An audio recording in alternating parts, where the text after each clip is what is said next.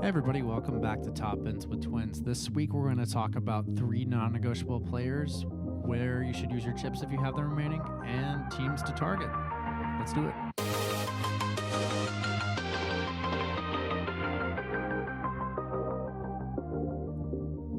Hey everybody, welcome back to Top Ends with Twins. This is Paul, and I'm sitting right beside Luke.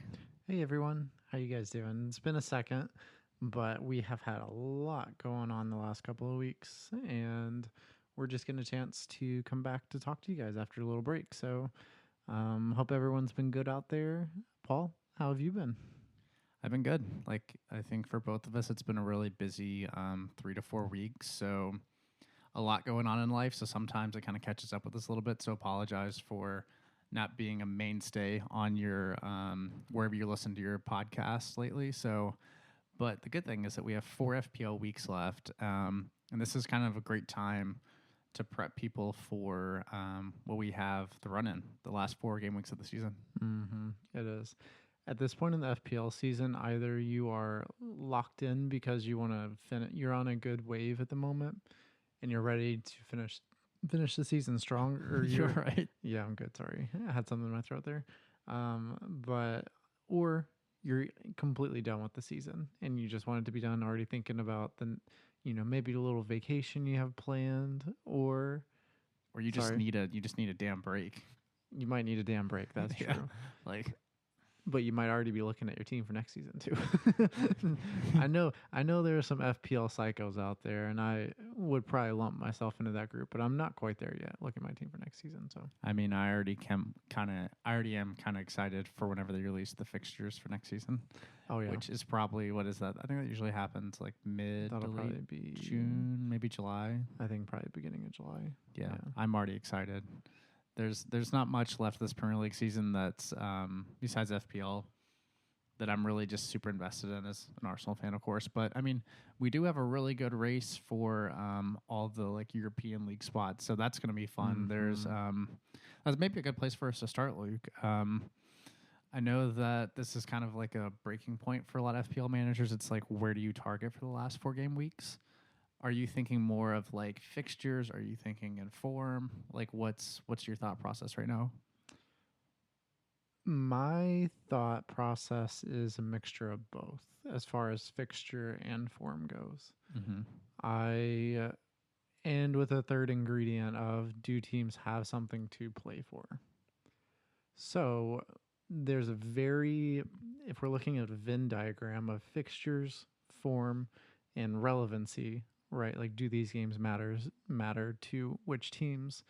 I think that we can see Nottingham Forest, for one, checks 2 of those boxes. Their form, very questionable. Also, so everybody knows, just side note, Luke, sorry not to interrupt you, Luke is heavily invested in Forest going forward. Yeah, let's not talk about what I did in my team. But I think it's a good thing to talk about. Season, but we'll get to that in a second. So what I'm thinking here is within that Venn diagram of fixtures, form, and having games that actually matter to the club, Forest very nicely sits somewhere on that spectrum because they don't have the form, but they have the fixtures and it does matter to them. So I'm tripled up on Forest. That did not go well today against Brentford, I will readily admit. But Brentford is a tough team too. It's not like Brentford isn't a team where you walk out there and you're like, this is going to be an easy day for us. Fair enough. You're right. But I think so within that, Nottingham Forest are one of those teams that I think are really good to target, to have within your teams. Another team that I like a lot is Brentford. They have Manchester United at home, Ipswich away, Fulham at home, and then Wolves away to end the season. I like those fixtures a lot. I think there'll be a lot of attacking returns. I'm not guaranteed they'll keep a clean sheet. Maybe you'll get 1 or 2 clean sheets within that stretch. And also I did see today that Rico Henry did sub on for Brentford. Interesting. At halftime, which was really great to see him back on the Premier League pitch. He's been pretty much out this entire season.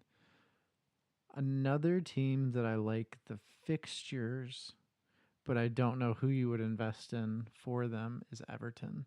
They've got a really good run where they go Ipswich at home, Fulham away, and then Southampton at home.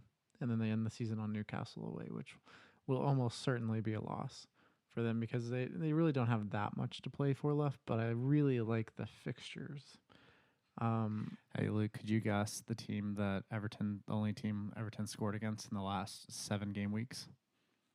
Or 5 game weeks? My guess is Arsenal. For the ghost pen, yes, that's correct. Yep. So, I mean, I just bring that up. Maybe not the team to invest in for their attack. No, maybe not. Not exactly prolific under the man himself, David Moyes, Luke's leader. Arch nemesis. Actual arch nemesis, correct. That's right. Yes. I will be sitting in my attic concocting my supervillain plan against David Moyes. So just be waiting for that. Another team that I think actually the fixtures don't look incredibly easy, but the tough ones are at home. Man City have Wolves at home, Southampton away, Bournemouth at home, and then they end the season away to Fulham at Fulham's stadium. Fulham is the Cottage, right? Yeah. Yeah, Craven Cottage. Yep, Fulham is the Cottage. Sorry, I completely just had a brain fart there where I couldn't think of the name.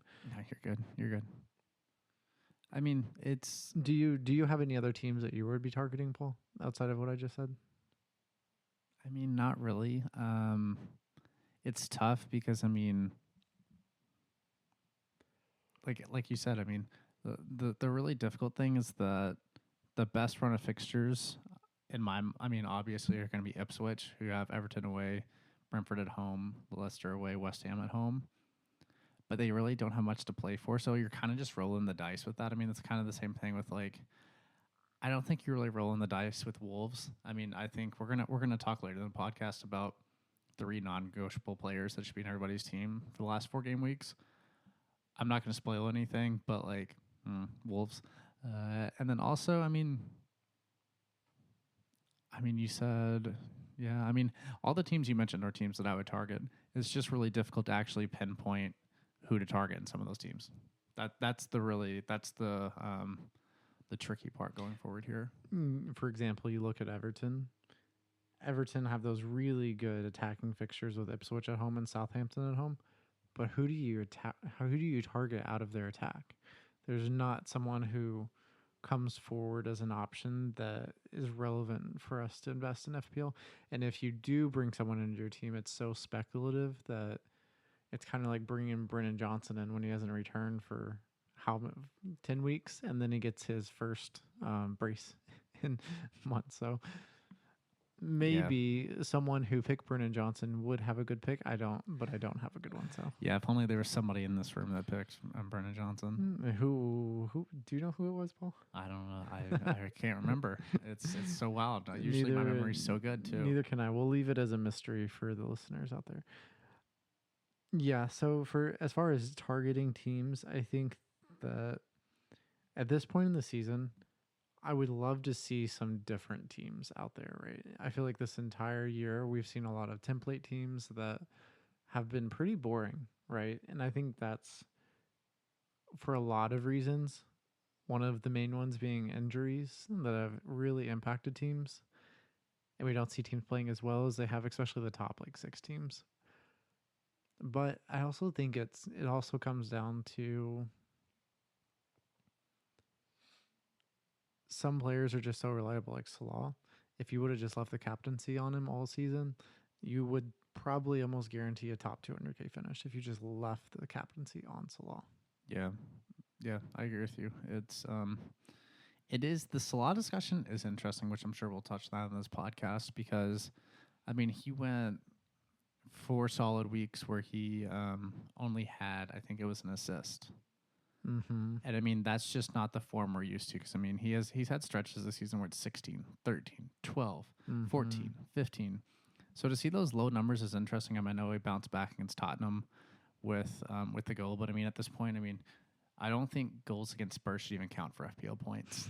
Like, come on, they did not look good against Liverpool. They did for a stretch to start out the game. They got the opening goal, and then it was just the dam broke, and there was no stopping Liverpool. I mean, there's been a couple times this year where I've turned on a Spurs match and I'm like, who the fuck are they playing right now? I'm like who is on the pitch for them? And Luke's like, oh yeah, that's some dude, blah, blah, like this person that he knows. He knows. I feel like he knows the bench and like every player on every team, and I'm just like, how? like how do you do this? I feel like I know. This would be a fun exercise for us to do, to try to name as many starters from each team. Oh, test me. I will. Well, we're not going to do it now. That's not really like. I'm just saying. I think I do pretty good at that. But No, you would. yeah. I think you would blow me out of the water, honestly. But yeah, I mean, I think that's kind of a good place to start. I think we should also retroactively. This is why I don't usually lead the podcast, because I take us a direction and another direction. But let's talk about just briefly, super briefly, how our last game week went. Oh man. Okay, so You can keep it brief, Luke. Let's not. I'm currently on 27 points for the week with a negative 12. So that puts me at 15 total points for the week. Explain your rationale, though, Luke. Going into this week, I knew that I was going to have. Previously, before the week, I had 4 players that were playing. One of said players was Connor Bradley, who I was not aware had picked up an injury, or I don't even know what happened to him, but he didn't make the squad for the game this week. Yeah. So that puts me in a position where I took a negative 4. I thought I would have 9. I thought I would have 8 players. I ended up with 7, and I managed to get Nico Williams on 0 points because they conceded 2 goals and he got a yellow. Mbomo 2 points with the yellow card. Barnes 3-pointer, Alenga 2-pointer, Wood 2-pointer, and Livermento with 6, and Isak with 6 with my captaincy, so 12. It was a horrendous game week. And my decision there was, I was like, oh, well, I can save my free hit, kind of set up my team for the final run in, go ahead and just get it out of the way. I got rid of all my Crystal Palace assets, which I'm really honestly kind of happy I did, because I think FA Cup is going to be their priority. That's what's going to matter to them in the long run. They want to win that. So the way I'm seeing this is, okay, take a negative 12, hopefully have a good game week, and then I can save my free hit for 38, where I can pick the team however I see fit, and I still have my assistant manager as well. So I'll play that in 35, 36, 37, and then go into a free hit in 38. So Yeah. it was a different take, and it could have worked out better. But what hurt me is that every popular free hit player that was brought in returned. Almost every single one. You have Cunha getting That's his. Yeah, I was gonna say, like, that's a great transition into my team. Yeah, not to pivot away from yours. No, but that's more than enough on my team. but like at the end of the day, my team was very template for the free hit because I free hit last week, and I mean I had Nick Pope who got 6 points, Livermento 6 points, Al Nori got 11, Session 11, and if they would have kept that clean sheet, he would have like been on what, maybe like a 17, 16 pointer. Did he get all 3 bonus? Let's see. If he was on 11, then he probably got 3 bonus. So you add in the clean sheet too, and yeah, that would have been a great return. And then I had Cunha as well, Captain Salah, so we got 16. Bowen, who was on 10. I mean, it was just a really good free hit for me. The only place I really messed up was I had Diaz on my bench, and I could have played him for Jimenez, Kluivert, or Mbomo. But like at the same time, I mean, I think Jimenez in that game against Southampton, he had an XG of 0.72. Yeah, I think the Jimenez pick is good. He just is kind of out of form at this point, is the only problem, So. Yeah. I mean, I think he had 6 shots in the box. Mm-hmm. Like, sometimes you're just unlucky. But I mean, still a good week for me. Mm-hmm. It does suck for you, Luke. I think you kind of took a risk, and it really bit you. It really backfired. As always, I'm going to approach it in a way where I'm pretty inclined to take on a pretty strong amount of risk in how I play the game. And I think these last 4 game weeks with this with game week 34 not going my way, the rest of them are going to be very risk heavy because at this point, I'm sitting at about 1 million overall. And to highlight just how bad my game week Oh was, God, I had a 10 million overall game week rank. how many people play the game? About 10 million. Well, you did beat Morgan's team, so Wonderful. That's she was on 16 points. no, she beat me. Oh, technically, I guess she did beat you. She beat me. Damn. Yeah, she beat me. Sorry, I was trying to make you feel better there. It's okay. But yeah, Luke, I mean, the good thing, I mean, we've kind of talked about this a little bit, is that there still is space over the next 4 game weeks if we're tactical, plan things out. You have 2 chips left. There's a lot of room for growth there. I mean, if you had to say a benchmark number for like where you kind of want to end at the end of the season and like overall rank, where would you like to At this point, top 200K. Yeah. I think I can do that. 4 good game weeks, 4 green arrows, and with my assistant manager still in play, I can kind of I would project my team to do well and get me a green arrow, but that assistant manager can add the boost that, let's say I get 10 points each week, an extra 30 points, that goes a really long way. In my free hit, if I can wiggle maybe another 20 points out of it than I normally would have had, that's an extra plus 50 points that a lot of people won't be getting. So yeah. I mean, that's so. Before we got on the podcast, I screenshotted the top returners from this week. Do you know who the top returner was? Cunha, probably, right? It was Thomas Frank on 20 points.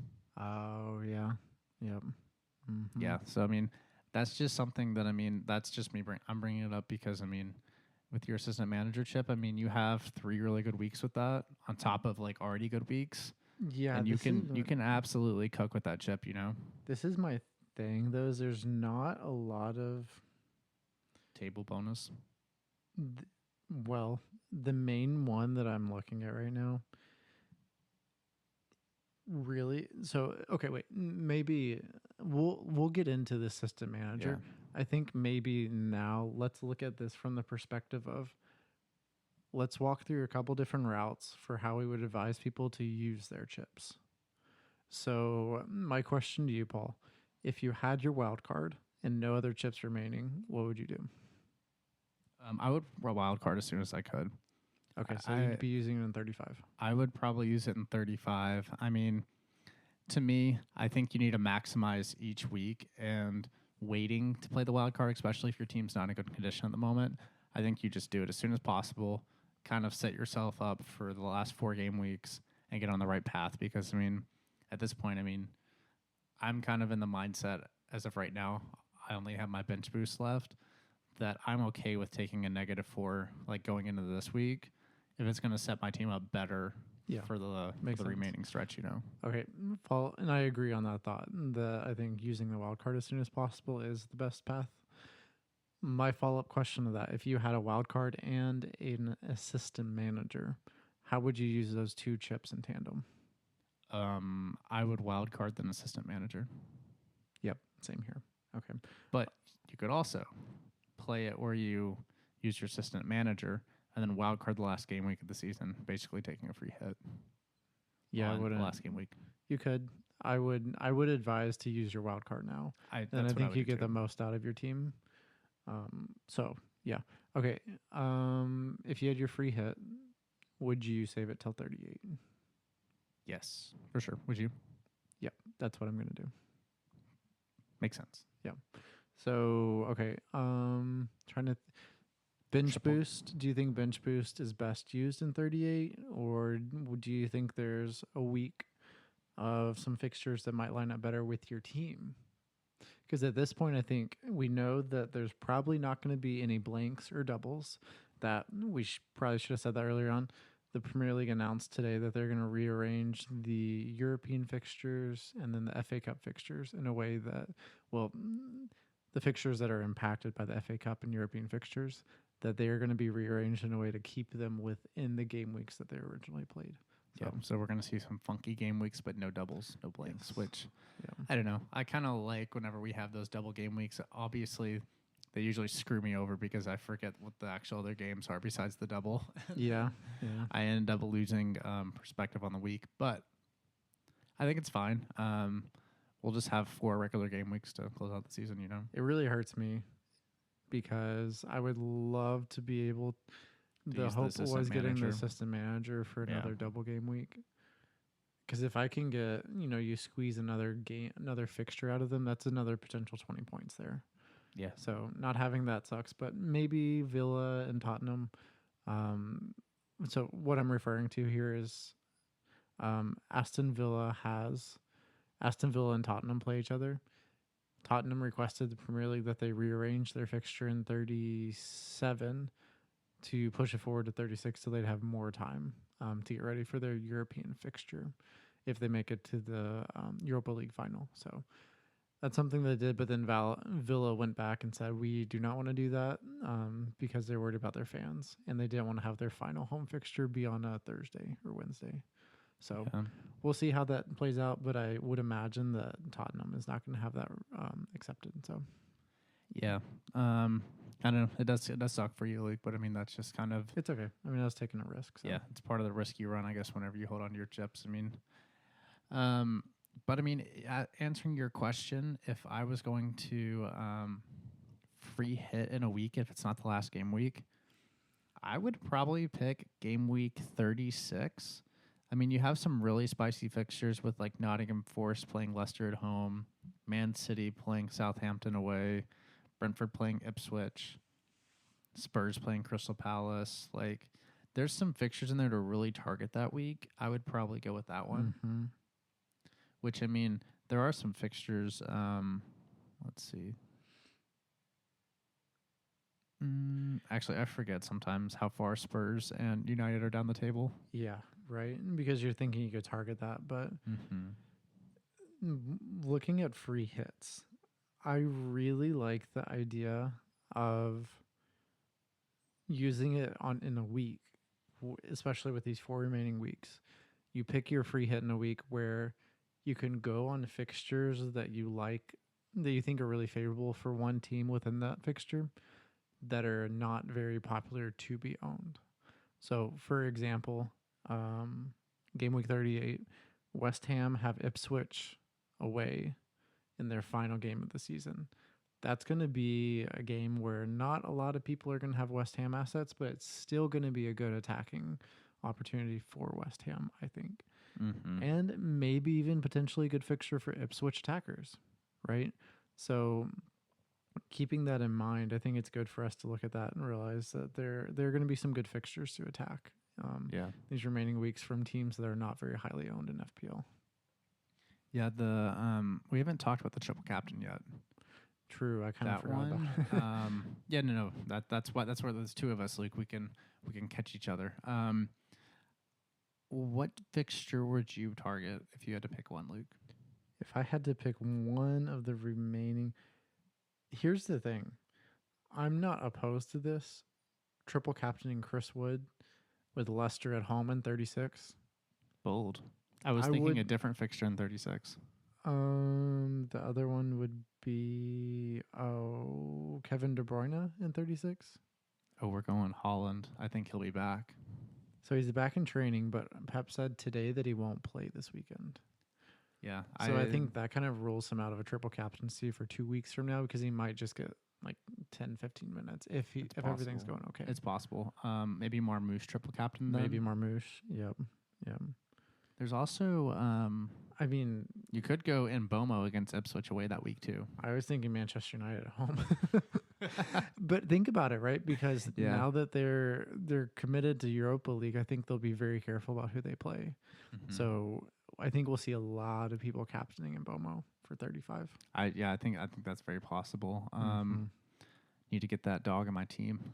Need to hey, he will produce. I've got another one for you though. In 38, Arsenal with Southampton away. Throw that triple captain on Bukayo Saka, and I think that could be a good pick. Saka is, I don't know.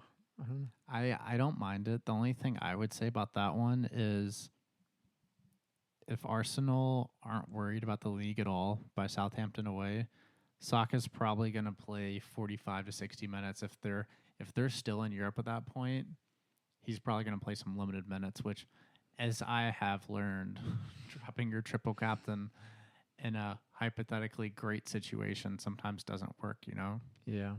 Yeah, no. But I still like it, though. I mean, Saka has, I mean, he's going to have a week probably of one of these 4 game weeks where, if he's playing the full game, where he's going to have 2 goals and an assist or. Yeah.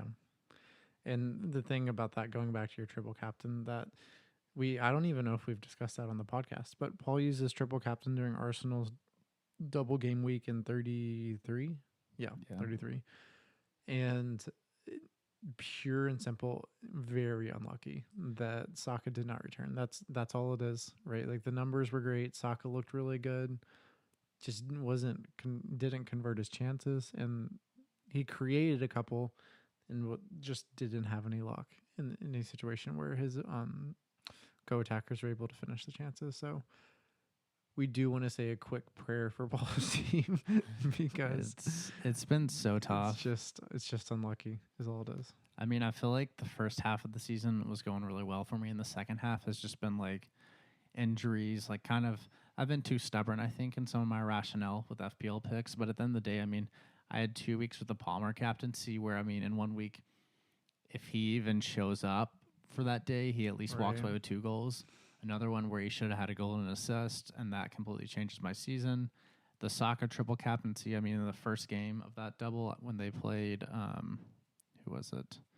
Against Ipswich, I mean, Saka also could have had like 2 goals and an assist in that match. The craziest thing, too, on the other end of the spectrum for that game week, I had Trossard in my team. Yeah. And I gave him the armband that entire week building up to the deadline. Right at the deadline, switched it to Kevin De Bruyne. Left it. And that would have helped insulate me for this week. Unfortunately, it did not happen. Yeah. But it just goes to show how FPL is quite an evil game, and I think was intentionally designed to mess with our heads. So that's this is why I've never entered the world of sports gambling to be fully transparent, because this podcast is anti-gambling. Yeah, we really are. It is a hallmark of the pod. So and now listen to the DraftKings ad. Yeah, we're monetized. Yeah. But yeah, I mean, Luke, that's just the game we play. You know, it's there's so much variance involved. You have weeks where, I mean, there's some certain weeks where I'm like, this team is going to literally have 5 points this week. There's other weeks where I'm like, this team's going to have 5 points this week, and it turns out to be a great week. You know, you never know. So how many teams small are gonna moments. Perform. It's one of the most frustrating parts of FPL is when you sit down, look at your team before the deadline, and you get excited for how good it's the hope that kills you think your team's going to be. And then once the deadline hits, there's nothing you can do. And that team that looked great before the deadline could turn out to be absolute dog shit. Just for the assholes, week. man. They could show up and just decide, you know what? I hate the world. I'm going to get a straight red in the first 2 minutes of this match. Acuna. And there's nothing you can do about it. I'm just going to headbutt someone.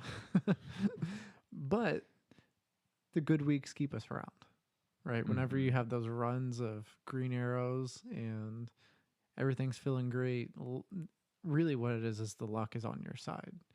Or you're going super template. Don't go super template. That's boring. But what I'm trying to say here is that FPL can be pretty tricky. It can be frustrating at times, but it's a lot of fun when it goes right. Yeah, no, it for sure is. That's always the duality, I think, of me and Luke's relationship, that there's times where I don't know, since we've been playing FPL, like both of us consistently over the past like 2 years, if there's ever been a week where the both of us have had a great week at the same time. We should track that. Yeah, we could. And track green arrows across both of our teams, because I doubt there's many game weeks where we actually get the same green arrows. Yeah, I mean, usually one of us has a good week, another one has a bad week. Really great week, really bad week. Mm-hmm. Or it's like we're the both Trossard or we're situation. both just bang on average. There's no, I don't know. It's either middle ground or extreme side is what it feels like. So. I think we give better advice to other people's teams than we do to our own teams. Yeah. Yeah, no, without a doubt. Without a doubt. So at this point, I think we're going to pivot into our final segment for the podcast this week. We are going to talk about the 3 players that we both believe are undroppable that you have to have in your team for these final 4 fixtures. So, without further ado, who is your first player that is undroppable and must be in your team, Paul? Cunha. Cunha. Okay. I was not thinking Cunha. So let's look at the stats since he's been back. Let me pull him up real quick. So last week he had 15 points against Leicester, 8 points against United, 7 against Tottenham, and then there's like the 0-0-0-0-0 because of his shenanigans. But before that, I mean, he had 9 points, 9 points, 7 points, and that kind of stutters a little bit. But he's somebody that consistently, just like if he's playing, he's just around goals for Wolves, goals, assist. He creates so many problems for defenses, and it's not a situation where it's like he has to have the service to tap in a ball at the 6 yard. Like he can pick the ball up from the midfield and create a goal himself, which is a great thing as an FPL asset because he has moments, and sometimes those moments create really spectacular goals that you like. I haven't looked at the numbers exactly, but I would say he probably typically outperforms his XG. He does, and he's the main reason why Wolves in general overperform their XG. They're one of the top overperformers for XG for the entire season, and he plays a big part in that as well. Yeah, he's someone that you watch, and he converts these chances that are wonder strikes that he tends to do at a very high rate, a very high clip that you wouldn't expect for the chances he's taking, but he still manages to convert them. So he's someone that is great to have in their team. My one concern with Wolves is I don't love their fixtures. They go Man City away, which I actually think will be a tough fixture for them. Man City previously in this season would have been a good fixture, I believe, with the form that Wolves had. But Man City are looking to make sure they get Champions League. That is number one priority. Yeah, for sure. And I think we see Kevin De Bruyne probably start this game. City are going to be going at it, and I think they'll give Wolves a really tough go of it and do everything they can to limit Cunha. I think they will, but I still just think this City defense is not solid. I mean, if you look at let's look at their past fixtures. So they kept a clean sheet against Forest, gave 1 go to Villa, clean sheet to Everton, 2 to Crystal Palace. Right. I mean, their defense is a lot better than it was in the beginning of the season. Like they figured out a lot of stuff, but I still necessarily just don't love them to keep clean sheets. And I think if Wolves score, it's going to be Strand Larson or Cunha. Yeah. Yep. No, I agree with that. And then the rest of the fixtures, I actually really like them for Wolves. So, hey, we can disagree. I think that's a great thing for the podcast. You know, It is. Yeah. But let's hear your option. My first one is Brian Mbomo. Yeah, Mbomo is one of those players that he's my second option. He's been incredible at Brentford. He's world class in my opinion. I think that he's the type of player that elevates the level of your team without being too flashy, too showy, but he's so great at creating chances and then also finishing the chances that he gets. He's highly efficient, which fits Brentford incredibly well because that's what they're built on, right? They're built on XG, they're built on the underlying data and being as efficient as possible as an organization as well as on the pitch. When I see Mbomo for these last 4 games, I think these are his last 4 games as a Brentford B. Yeah, I really agree think with you. I think they're going to cash in. I think they're going to sell him. I think they'll sell Wissa. So with that in mind, I think he's going to have his foot on the gas, wanting to end his career at Brentford in the best way possible. And I really like the fixtures. They have Manchester United at home, Ipswich away, Fulham at home, and then Wolves away. All 4 of those, you could see him getting minimum of a 10-pointer in. which, I mean, relative, you have Fulham, you have Wolves who have been really good lately, but all of those are great fixtures for him from an attacking perspective. So I think Mbomo is someone that is a must have.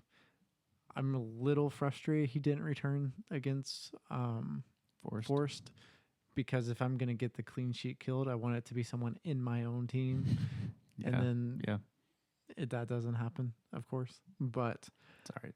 I do think Mbomo is someone that if you don't have him in your team, I would advise you to get him in there because he is a must have, in my opinion.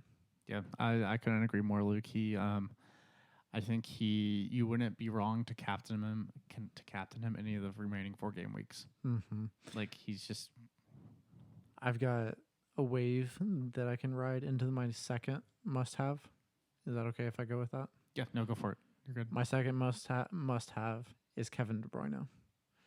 He's got 4 fixtures left with Man City after a storied and legendary career as arguably the best midfielder in Premier League history. Arguably. One of the best without a doubt. Yes. And these 4 fixtures, there's no way Pep sits his ass on the bench for his last Premier League fixtures. It is Pep though. I just don't believe it unless he picks up an injury or something. So I think Kevin De Bruyne, with the mindset that City do still have something to play for, right? They have to make sure they lock up Champions League in order for next season. They have Wolves at home, which I think is a good attacking fixture, Southampton away, Bournemouth at home, and then they have Fulham away on the last day. All of those, you could see him returning in. The only question is, will he get full 90 minutes? And maybe there's a random pep benching that would make 0 sense, but it could happen. But I foresee Kevin De Bruyne having a good last stretch for these last 4 game weeks. Yeah, I agree with you, Luke. I think the only question I would have is the minutes, but I mean, I think it's not even that big of a problem. I agree with you that like if he's on the pitch, like it's a good run of fixtures for City. He's somebody that like Cunha's like him. I'm not saying he's like Cunha because that's insulting to De Bruyne because of the player he is.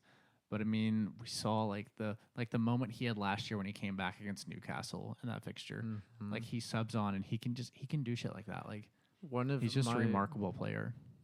I think we all have goals that are some of our favorite goals we've witnessed, like on TV, right? I would love to be at all these games in person, but yeah, it's a little far away. When the DraftKings deal hits. Yes, yeah. Once, as we talked about earlier, when we get monetized. And just remember, if you're listening to this podcast right now, you are on the ground floor before we made it big. So we will never forget our early listeners. Just remember that, everyone. The goals that are like special to you, that just like every time you go back and see it, it elicits that like feeling of, wow, this is a moment. This is an incredible goal. Man City in the Champions League against Real Madrid at the Bernabeu, whenever Kevin De Bruyne hit that grass cutter that just hovered over the ground into the bottom left corner. Well, Courtois' right, his left. One of the most beautiful goals you'll ever see. The way he struck that ball was completely pure, and it was just destined to go in that corner. So I, without a doubt, associate goals like that with Kevin De Bruyne. He's just such a incredible footballer. Sorry, I could talk about it for way too long. No, I think that's a really good conversation though, Luke. Maybe be looking out for a podcast over the summer where we talk about our favorite goals. Yeah, we could do a full podcast on it. So we'll put a pin in that one for now. I think. Let's see. For me, you stole my second option of Mbomo, which you didn't steal. We didn't talk about things before. I think it's a great shout. Mbomo is somebody that I think should be in everybody's team. Next, I mean, it's kind of crazy, but I'm also going to go with another B. I'm going to go with Wissa. I like that. I think he's somebody that, like, he just scores goals. Like, if you told me he was going to go to one of the top 6 sides this season, I think he would absolutely kill it. I'm trying to think of. Keep going. But I mean, like we kind of talked about with Mbomo, like their run of fixtures, I really just like them. I mean, let's see, it's like we said, Manchester United at home, great attacking fixture. People are probably going to be rested for United. It's a good one to attack. Ipswich away, Fulham at home, Wolves away, kind of speaks for itself. Wissa is just, and the thing is with Wissa and Mbomo, like they both play so well off each other. Mm-hmm. This is Yeah. our storied guest Kyle. He has had the Wissa and Bomo pair up for quite a while now, and that's paid dividends for him. Because I mean, you get one assist from Wissa, one goal from Bomo, and honestly, it kind of makes your week. Like, it really does having like a partnership like that functions well. It's like Harry Kane and Son back in the day. You know? never want to cheer against people that you're playing in FPL, but I will say, anytime I would see the Mbomo to Wissa goal, Mbomo assist, every time I saw that, I was like, God, that's killing this me. motherfucker. That's killing me right now. But yeah. No, I get that. It's but it's a special. Those two have a special partnership, so it'll be sad to see if they part ways this next season. Yeah. I fully agree with you. I think Brentford will cash in. But whenever you said that, Luke, you know who would be a sneaky option for them to sign as a 9? Josh Sargent. I think he'd be a great fit in Brentford's system. I was seeing somewhere Brentford were looking at a different striker. I can't remember who it was. FootMob does a really good job of, I think, almost every 2 to 3 days, they provide a news article where they highlight who's talking to who potentially could be transferred before. You should check it out. It's in their news section. It's actually really good. But I can't remember who Brentford were looking at, but there was someone that I was a little surprised by. I'll have to go back and look at it. Yeah, we can discuss it on a later podcast. I was thinking though, if you could place Wissa in one of the top 6 clubs, the one that came to my mind that I thought would be a really interesting fit is Wissa at Chelsea. Yeah. But then again, he's not a 19-year-old kid that they can invest in and hopefully make a profit. So, you know, why build a good football club when you can just invest like it's a stock market? And so, yeah, exactly. I mean, who wants to win games? You just want to make money, right? Exactly. That's why I do it. Yeah, that's why we have the podcast. Yeah, exactly. Man, don't tell everybody. They'll figure out our plan, Luke. Yeah. Sorry. I don't know. I do. There's part of me that thinks, I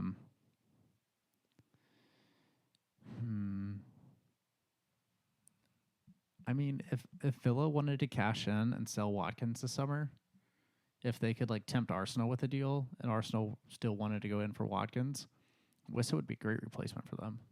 I think Arsenal have their eyes set otherwhere. I really hope they do. I'm an Ollie Watkins hater. My thought is they're going to go for Šeško is what I think is going to happen. But we don't have to dive into that too much. We could do like a transfer update pod too. Yeah. In the future. So yeah, that's something that we could keep an eye on as well. So be ready for some new and different podcasts over the summer that will keep you all on your toes. Yeah, just as like a separate same topic. We'll kind of wrap it up after this.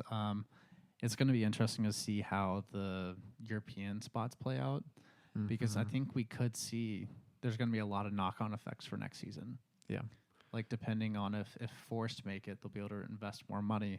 If not, they may have to sell maybe certain players that like Gibbs White's definitely leaving is what it seems like. Yeah, he's probably gone. Seems like he's going to go to City. Good God. Yeah, he'll be good there, but so let's put a pin on this one. So for my third pick, I kind of there's one I really like and a second one that I think is a little sneaky shout that is a very big differential. Anthony Alinga, I think, is a must-have, in my opinion. With the way Forced, they have the best fixtures for the remaining portion of the season. Their form has been horrible as of late, but Alinga has been the one bright moment. Like, he's the one who's playing the best in their team right now. He's the one who looks like he's the one that's going to create chances, but also potentially be the one to finish them as well. So I think Alinga is someone to potentially have in your teams, and he's pretty low owned at the moment still. So that gives you the upside of not having crazy high ownership like Chris Wood still does at this point. But I think he's going to be the most reliable to return with how he's looked the last couple of weeks. Mm-hmm. The second one is Liam Delap. I like that. Delap is a really good striker. And Ipswich, as we talked about, have a really good run. We're just not sure if they're going to win and, all these things. But I would expect Delap to get some returns because this could be his last run as an Ipswich player too. I think he has a 30 million relegation clause. So there'll definitely be bigger teams coming in trying to get him. So yeah, it's going to be the only thing I would worry about is with Ipswich already kind of like on the beach. The problem is that if you're sitting in Ipswich's boardroom, they may not want the lap to play games to protect their investment. I hear you, but yeah, because you don't. They're already going to lose. They're already going to lose a pretty decent amount of his overall value because they got relegated, unfortunately. So yeah, that is true. It would have been a great thing for them if they could have managed to stay up and then sell him for more than the 30 million. But yeah, would have been. But that's just part of it, I like both those picks. I think they're the Delap one. I really like. If the only thing, kind of like the same thing with De Bruyne, is the minutes question, but we'll see. I mean, at this point, there's the battle of risk versus reward. Just however you think your team fits, whatever risk profile fits you. Yeah, exactly. Yeah. Well, that's going to bring us to the end of this podcast. Thank you all for sticking around until the very end, as everyone always does. So, yeah. And as we were saying, thank you all for joining us. We know it's been a little while since we've been around, so I hope you guys have been doing well since you last heard from us. But Paul, do you have any final thoughts? Yeah, just plan out the last 4 weeks, and we will talk to you next time. Sounds good.